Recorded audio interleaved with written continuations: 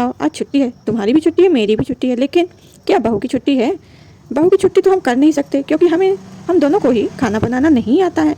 लेकिन ससुर जी की छुट्टी थी क्योंकि आज संडे था। उन्होंने घर में ही अपना डेरा जमा रखा था, कहीं घूमने भी नहीं गए। सुबह से ही वो पेपर पढ़ते हुए वहीं पर लॉन में बैठे हुए थे। मैंने पूछा, आज खाने में क्या बनाना है? तो उन्होंने कहा, जो आप तुम्हारा मन करे वही बना लो, क्योंकि आज तो संडे है ना। मैं रसोई में गई और अपने मन का सोचने लगी कि मैं क्या बनाऊं। मुझे कुछ समझ में ही नहीं आ रहा था, क्योंकि रोज़ मैं कभी ससुर जी से, कभी पतिदेव जी से पूछ कर ही खाना बनाया करती थी, लेकिन आज मुझे कह दिया गया था, जो तुम्हारा मन हो वही बनाओ। अब मेरे मन में तो कुछ समझ आ ही नहीं रहा था, मैं बनाऊँ तो बनाऊँ क्या। मेरे पास मटर भी रखा था, गोभी भी रखी थी और भिंडी भी रखी थी। मैं सोच रही हूँ इसमें से मैं क्या बनाऊँ। फिर मेरे दिमाग में ख्याल आया, चलो आज भिंडी बना लेती हूँ। भिंडी धोकर रखी ही थी, बस उसे पोंछ कर बनाना ही था।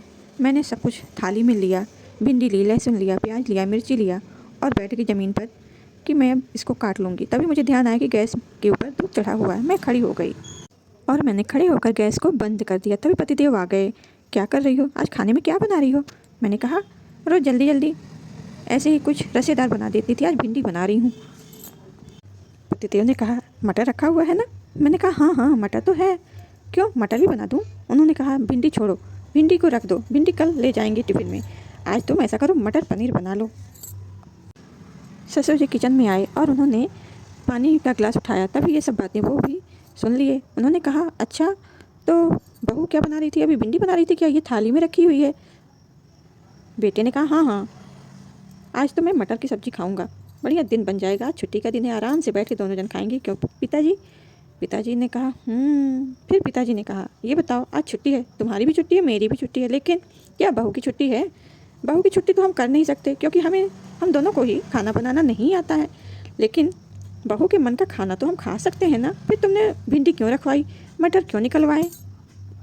तब उनके बेटे को भी बात समझ में आई कि सचमुच हमारे ही काम में तो यह दिन भर लगी रहती है। आज इसने अपने मन का कुछ बनाने के लिए सोचा तो मैंने टांग अड़ा दी। उसने कहा, सॉरी सॉरी सॉरी, मैं तो भूल ही गया था। अच्छा ऐसा करो, आज हम सब भिंडी ही खाएंगे।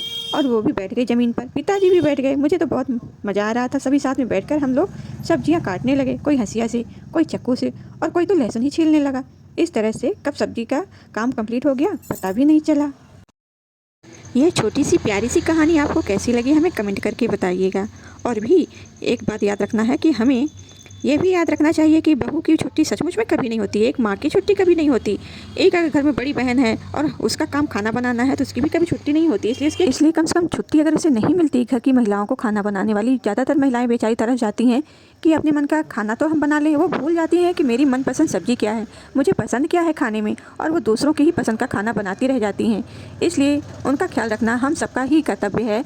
हमें याद रखना चाहिए कि हमारे घर में जो सदस्य है वो कितना ही हमारा काम कर रहा है, और उसके लिए क्या हम एक यह काम नहीं कर सकते कि वो अपनी मनपसंद का खाना खा सके।